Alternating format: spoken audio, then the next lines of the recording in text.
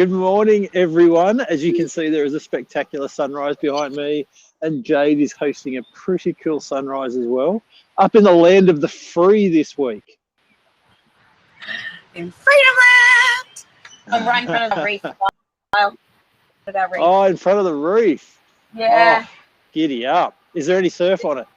There is zero. There is zero. It Damn is it. Slop City. It is absolutely Slop Slop City. City. And I've got an on. Yeah. So So no surf today then? No surf today. No.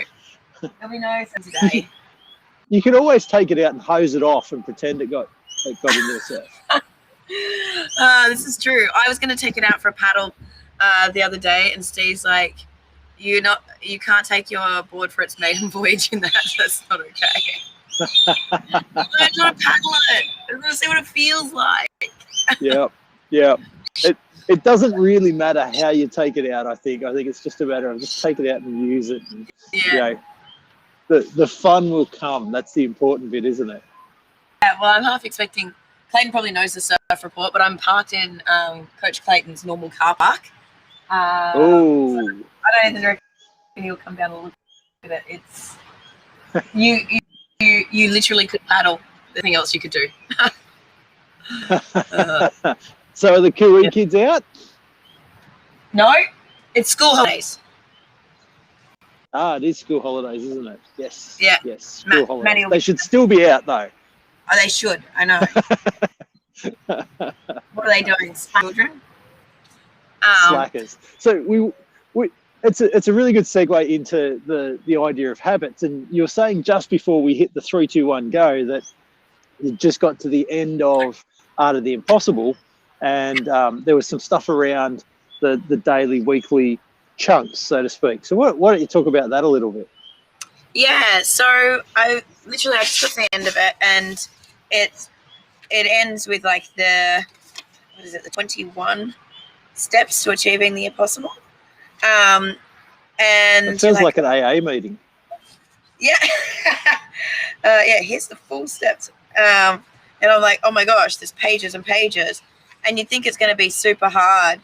And but I love the sentence right after the last one. He goes, and now you know the secret. Pretty underwhelming, right? And you've got to actually picture him saying it though. Yes, he's sort of slow, almost drawl kind of. It is almost a drawl tone. Isn't it? Yeah, and very blank face. Yep. Yeah, and he's like, none of these innovations are particularly sexy. There's no nifty piece of technology to play with. No unusual substance. They're just items on a checklist. And worse, the progress is often invisible. Peak performance works like compound interest. A little bit today, a little bit tomorrow. Do this for weeks and months and years, and the results won't just be that life exceeds your expectation. It'll be one that exceeds your imagination. And so what I loved about that is we've talked about a book called Atomic Habits before, and some of the stuff from that coming from Tiny Habits. But it really is, when you break it down, it's the fucking little things, right? It's the little things. Like getting out of bed a little bit earlier, right?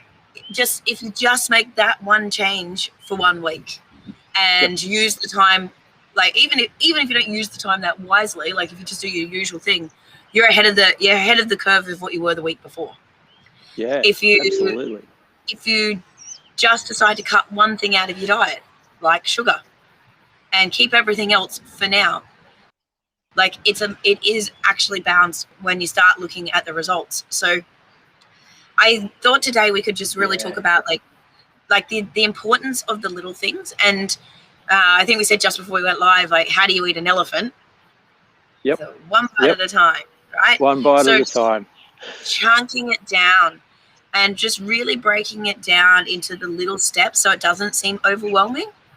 And like just having that discipline to live in discipline, to the discipline just to actually commit to ticking off what you say you're going to tick off for the day.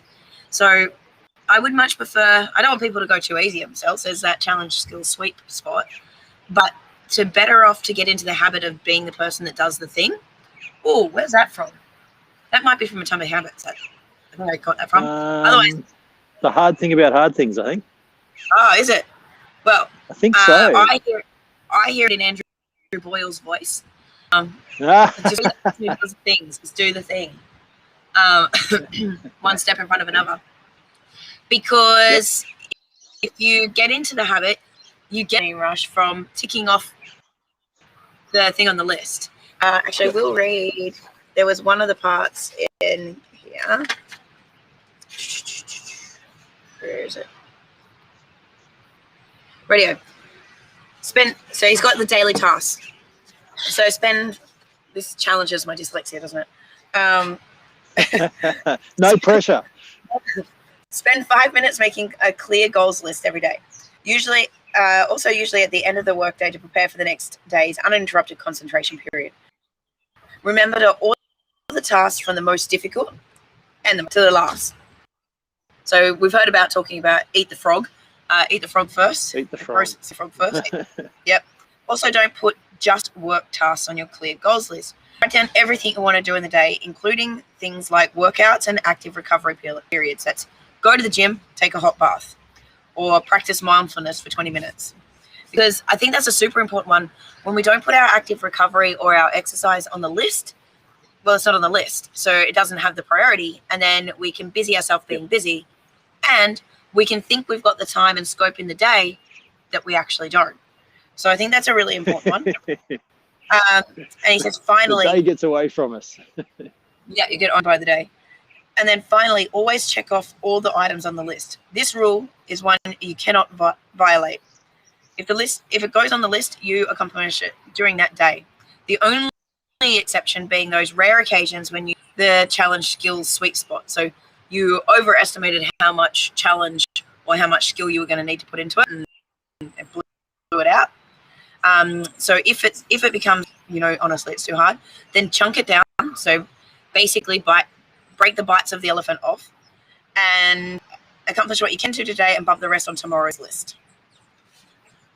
Yep. So he also says, have you That's so true, isn't it? Yeah, so true. So if we think about that, like how many people have a to-do list? So we have the car park and the marina, but how many people have a to-do list that's like as fucking long as their arm and you're never going to get done it that day?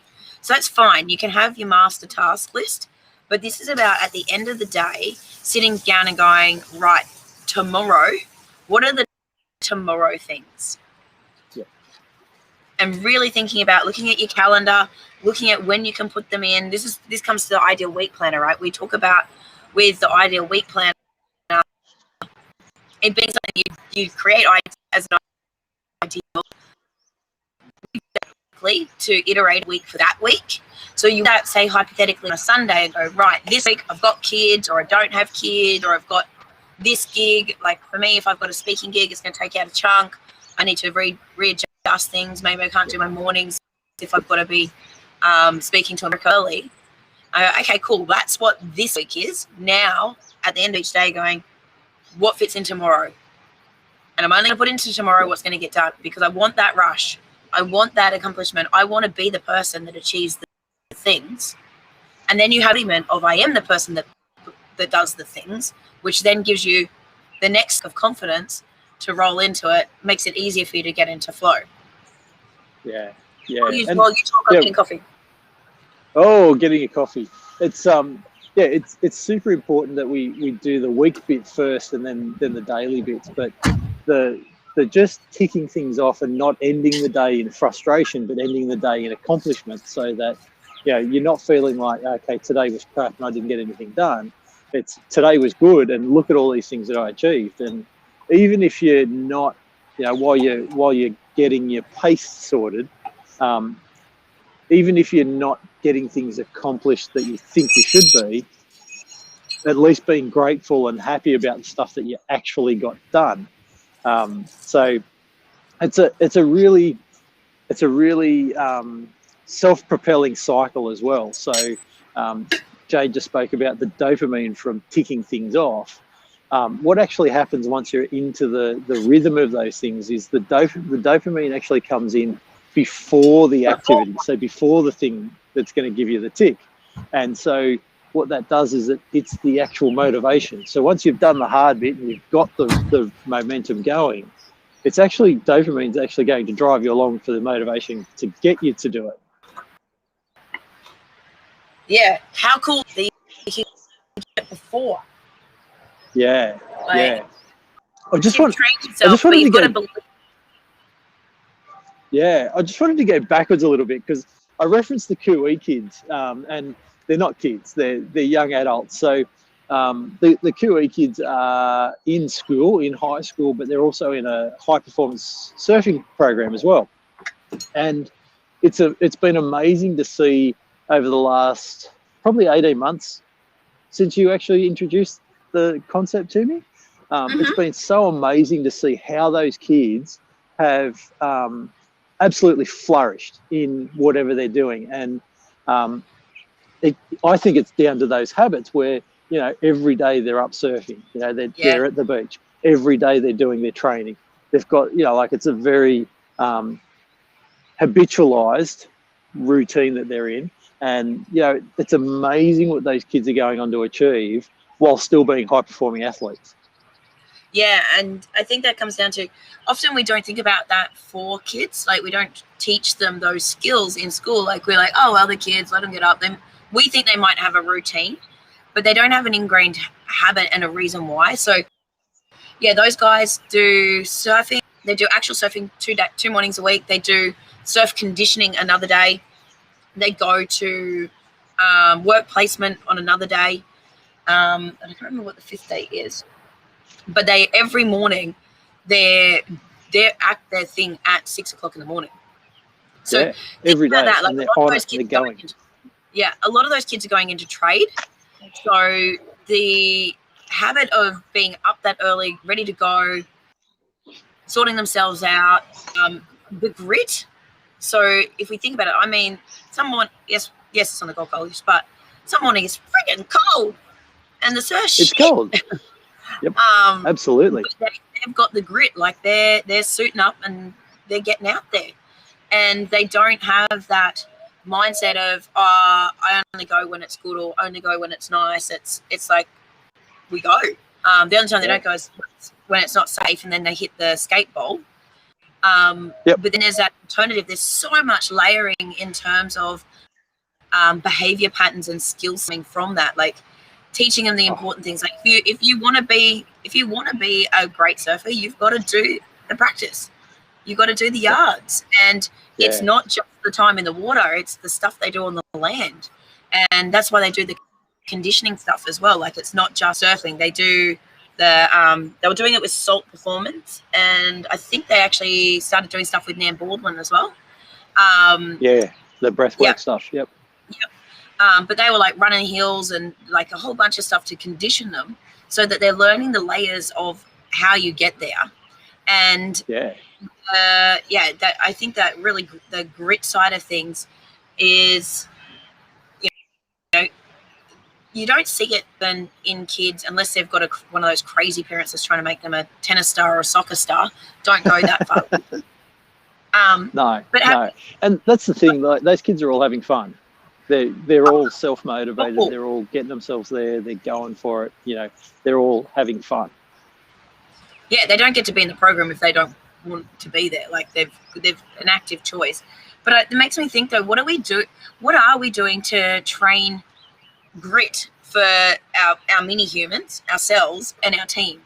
Because, you know, some people think like grit is just like, you know, crack the whip and make them get on with it. But that's like an extrinsic motivator rather than the skill of grit. So it's really had me thinking. Obviously, they'll teach me when I do my training. Like, my brain last night was like, okay, how do you train a new employee the skill of grit? Like, what's the gift that you can give them to help them do that? And one of Stephen's ideas is around like your own training. Like, so if you're training an hour, training for an hour 3 times a week, and you really do that to your edges, like you're pushing it to like push through and to prove that grit, like to go a bit further, and potentially it's like training in the rain, or, you know, doing it in the circumstances you don't want. But he also talks about stacking it with like performing at your best when you're at your worst. Like practicing something else when you're completely exhausted will also show grit. Because you're exhausted, but you're still doing a thing. Have you got any? Did you get to the end of the book yet, Kyle? And do you have any thoughts on that? Oh, well, I think it's a really good question you've asked. Actually, is how you can ingrain that in a team or even in your orbit is to push on. And like you said, we generally don't push the kids that much to form a routine and a habit stack and why they need to do it. And but as for embedding it in a team, that's a very interesting question. That's I think that's something for us to ponder on for a little bit longer. Yeah, I think and obviously it's going to be different per team. But some of the things I do think about is like the team building stuff. Like when we used to do team building, a lot of the activities that you would do would, well, especially the teams that I used to run, would push grit, push the fear barriers. Yeah, and I guess the problem is that grit is different for every different person and every different team. So, yeah, that's one for us to ponder on and talk about another time, I reckon. And again, though, it could be just something about where we educate our team on the skills and where they want to be and work with them on their goals and then help them to find the thing that's going to help them with the grit. So for one person, it might be like when they do their training, like just because you don't know what you don't know, right? Like talking through the benefits of it and how to create their stack, how to create themselves in peak performance. Like if you had your team performing the way that a person would from The Art of Impossible, they'll get 8 hours worth of work done in 4 hours all day long. Yep. And definitely. I'm looking at like, what can we do to like, okay, maybe part of the grit is you 3 times a week, you get them doing the train, like that personal grit, like the exercise grit on work time, because you know the effect it's going to have on the quality of the work because of flow state, and make them stand outside in the rain. Yeah, on one leg while still working. Yeah, while holding a tablet. Yeah. So it's probably a really good question for anyone that's watching is, how do you build grit in yourself, but how do you build grit in the people around you? And particularly if you've got kids, what sort of things and habits are you trying to embed with them so that they've got that grit, the push on even though things are getting hard or difficult or boring? I'd say my number one thing that I think has given me grit over the last 10 years is when I made that commitment to 5 a.m. club. And it was like, no matter what. And sometimes you got to know when it's too far, because I was, if I was getting to bed at 3, work until 3 a.m., I was still getting up at 5 a.m. and that's the grit. But it was a consequence, and it was like, no, I pushed through. This is who I am, and this is what I do. And it was when I dropped that practice, I feel like my grit in other areas dropped. Yeah. See, I was going to say coffee, but that's not the right answer. But just for all the watchers, how fucking cute. Oh. Like. Very cool. It's like the cutest. You are often rating. I love it. Nice. So that's it for today, everybody. Find your grit. Let us know what your grit is and how you can embed it in particularly smaller humans. But coffee is not the answer. No, coffee is not the answer. It's delicious, though. Have an awesome day. Bye, guys. See you tomorrow morning. Bye, everyone.